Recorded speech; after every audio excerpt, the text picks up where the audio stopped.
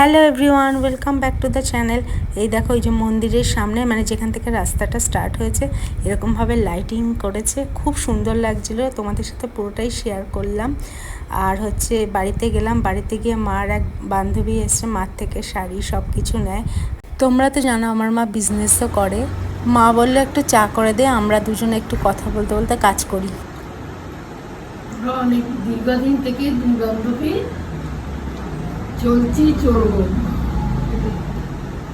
বলো কিছু। Aunty smart বেশি, আন্টি সুন্দরভাবে বললো। চাটা কেমন করেছি? দারুণ চা। সত্যি তো? সত্যি। আচ্ছা, এরকম ভাবে দুজনে একটু গল্প করবে, সবারই সময় কাটবে, ভালো লাগবে। শুধু গল্প করতে আসিনি, কাজেও কাজেও আমার মা এসছে। বিজনেস করে, তাই আন্টিও অনেক কিছু মার থেকে নেয়, বানায় সবকিছু। বানাতে এসছে, ব্লাউজ বানাতে এসছে। শাড়ি ফলস না, আমার কাছে আমার ছেলের বোন নতুন করে একটা শাড়ির বিজনেস করছে, বনুফুল।